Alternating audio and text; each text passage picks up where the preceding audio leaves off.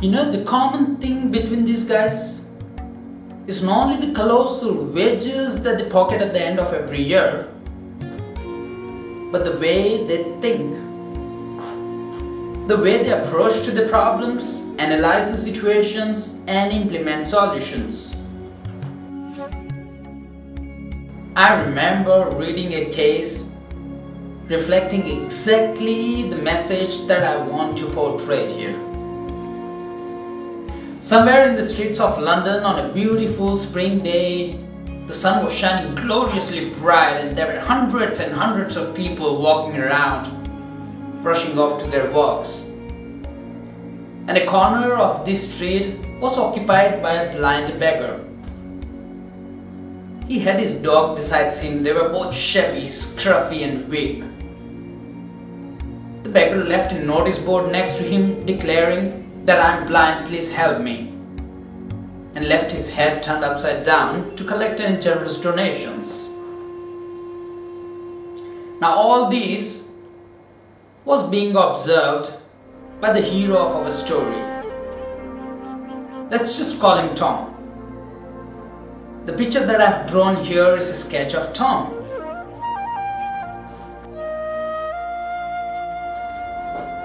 Tom works as a creative publicist in a well-established advertising firms in London.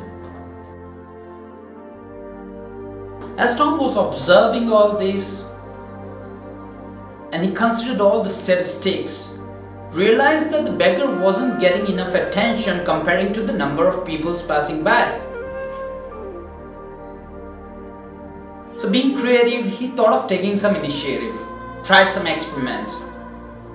He went closer to the beggar, dropped a few coins into his head, and without asking his permission, he lifted up his notice board, turned it around, and started scribbling something on it. The beggar realized that the man was fiddling with his card, but he didn't have that audacity to challenge this man who has just been so kind to him. Tom only took a few seconds. He left the notice board back to where it was and moved on to his work.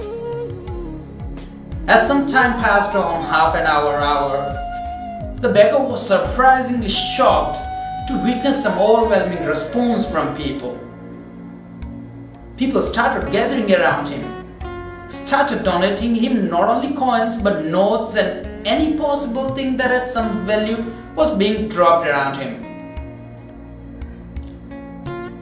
The blind man figured it out that all this started happening after the man changed his notice board, because that was only the substantial thing, that was only the major thing happened around him.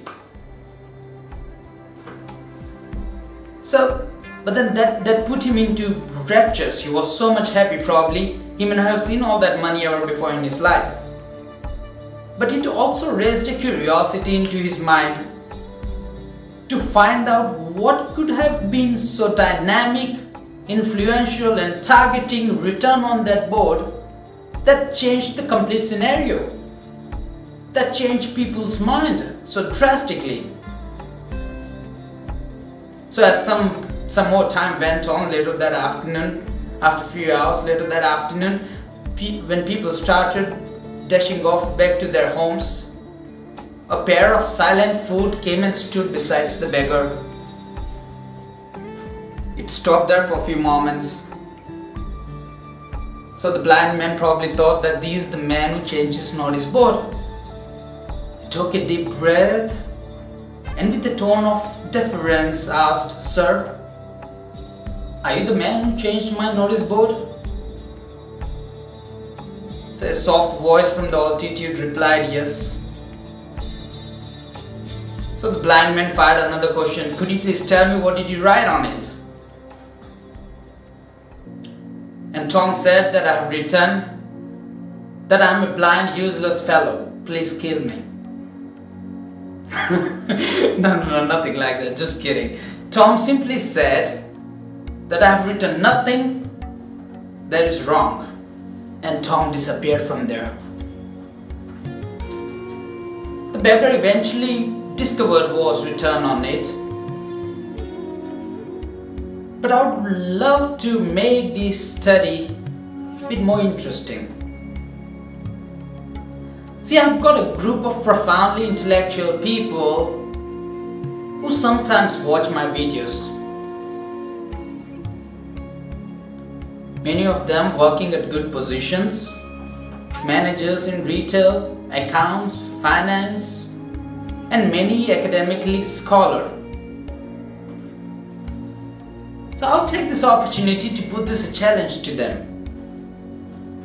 Because every one of us has sometimes in our life argued about the marginal wage difference, the amount that common people like me and you probably earn, and the amount of wages that these high-ranking people earn.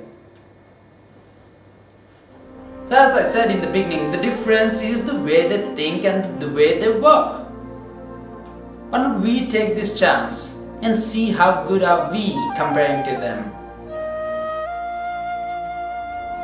Put your foot into Tom's shoes and try of thinking something artistically creative. I'm looking here for a one-liner, or probably two-liner, just a sentence in short.